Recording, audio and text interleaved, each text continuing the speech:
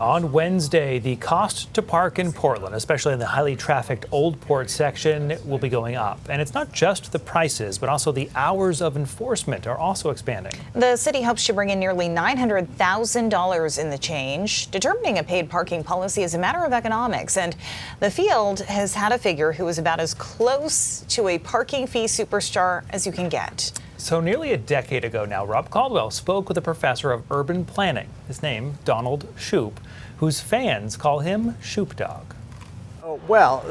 Snoop Dogg gets real credit for it. We were both born in Long Beach, California, so that has to count for something. What else do you and Snoop have in common?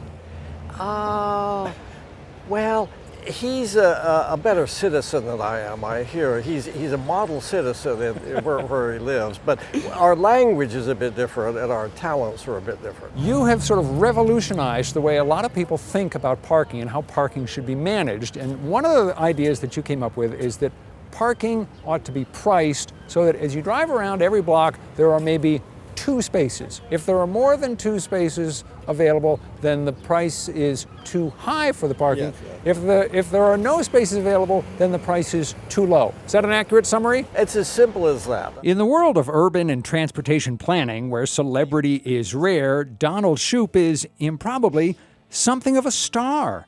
The people who enthusiastically embrace his ideas call themselves Shoupistas. He was even featured in an episode of the True TV show Adam Ruins Everything, and yes, that is Shoup's voice.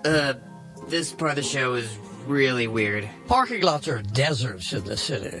Who's this dude? This dude is Professor Donald Shoup, our foremost expert on the economics of parking. Oh, okay. Parking lots don't employ any people. They simply provide space for cars. We have expensive housing for people and free parking for cars. We have our priorities the wrong way around. What happens when cities get it wrong and the parking isn't being managed the way it should be, as efficiently as it should be? Well, if the price is too high and there are a lot of vacant spaces, then the businesses lose customers, they can't employ as many staff, and they lose sales tax revenue, and business isn't as good as it could be. And if the spaces are all full, people will be driving around, cursing the traffic and inhaling exhaust and staring at taillights and thinking this is a nightmare until they find a free parking space.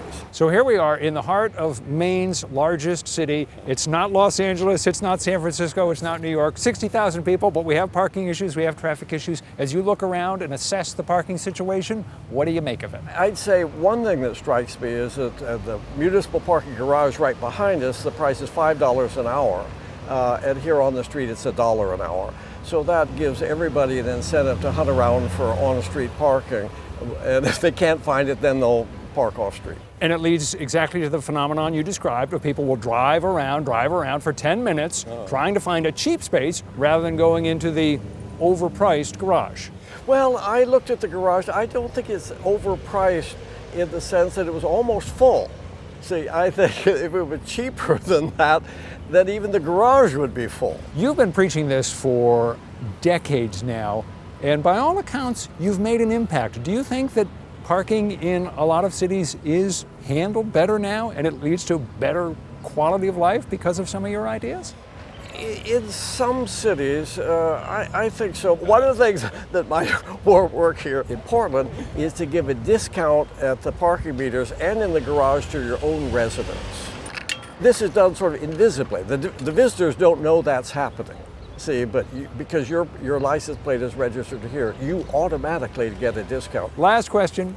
When you retired from full-time teaching a couple of years ago, UCLA threw a party for you, a retirement party. Where was that party held? Oh, on the top deck of a parking structure. It was a great event, I'll have to say that. Of course, and we have a lot of parking structures on the UCLA campus. We have 25,000 parking spaces, and still it's not enough. The perfect location for that retirement party. So Rob spoke with Donald Shoup back in 2017. He died last February at the age of 86. But according to his New York Times obituary, more than 3,000 cities around the world have adopted some or all of Shoup's parking recommendations. Christian Bridges has your forecast when we come back.